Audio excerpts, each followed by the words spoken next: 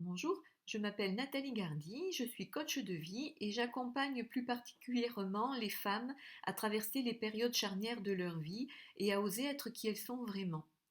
Donc depuis plusieurs semaines, vous cheminez sur le sens que vous voulez donner à votre vie. Vous avez vu les contraintes et les ressources que vous avez au niveau de votre environnement. Vous avez également observé vos comportements, ceux qui vous permettaient d'avancer, mais aussi ceux qui vous ralentissaient. Et dernièrement, vous avez listé les compétences que vous avez déjà, celles à acquérir et le plan d'action, la stratégie à mettre en place pour acquérir ce qui vous manque. Euh, Peut-être que vous n'avez toujours pas répondu à toutes les questions posées les précédentes semaines.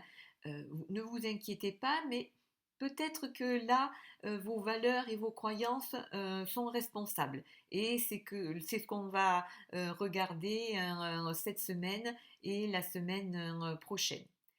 Avant de nous pencher sur le sujet des valeurs et des croyances, je voulais revenir aux compétences. En effet, moi-même, j'ai mis des années avant de réaliser que l'expérience de vie que j'avais, que ce que je savais faire facilement au quotidien, avait une valeur. Je voyais uniquement ce que je ne connaissais pas, ce que je ne savais pas faire. Par contre, je voyais très bien les compétences des autres. Jusqu'au jour où j'ai eu une nouvelle prise de conscience et où je me suis rendu compte que tout ce que je connaissais, tout ce qui me semblait facile pour moi, ne l'était pas forcément pour les autres. C'est à ce moment-là que j'ai commencé à me reconnecter à mon enfant intérieur, à me recentrer sur ce que j'aimais vraiment. Et de là, écoutez, le pourquoi de ce que je faisais est devenu clair et limpide, ce qui m'a permis de mettre en place un plan d'action pour acquérir ce qui me manquait et atteindre mon objectif de vie. Bien sûr, quand je vous le dis maintenant, ça a l'air assez simple, mais ça n'a pas toujours été facile. Et il y a des jours qui sont plus difficiles que d'autres. Eh bien, mais je les accueille maintenant avec bienveillance et sans jugement. Et puis, le lendemain ou quelques heures après, ça va beaucoup mieux. Alors, bonne nouvelle, vous aussi, vous avez plein de compétences. Vous ne les voyez pas encore. Euh, Essayez de demander à vos proches si vous n'arrivez pas à faire votre liste tout seul. Petite astuce, ayez de la gratitude pour tout ce que vous avez déjà. Et souriez-vous tous les jours lorsque vous regardez dans la glace.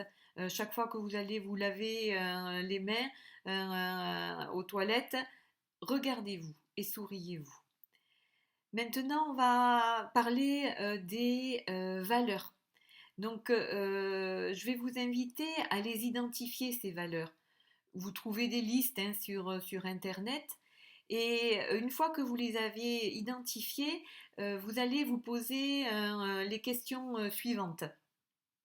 Quelles sont celles qui peuvent constituer un frein vers votre nouvel objectif? Est-ce que votre objectif de vie et les compétences que vous devez acquérir sont compatibles avec vos valeurs? Et également, et bien justement, si ce n'est pas le cas, comment réduire l'importance de ces valeurs pour pouvoir atteindre cet objectif?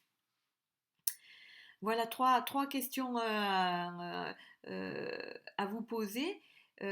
Comme d'habitude, hein, vous prenez votre joli carnet, relisez tout ce que vous avez déjà écrit, ajustez si besoin les réponses. Et pareil, parlez avec votre cœur, posez-vous, prenez ce temps rien que pour vous. Voilà, je vous souhaite une très belle semaine. Sachez que si vous avez besoin d'être accompagné, ben, je suis là. Le premier rendez-vous est gratuit, sans engagement.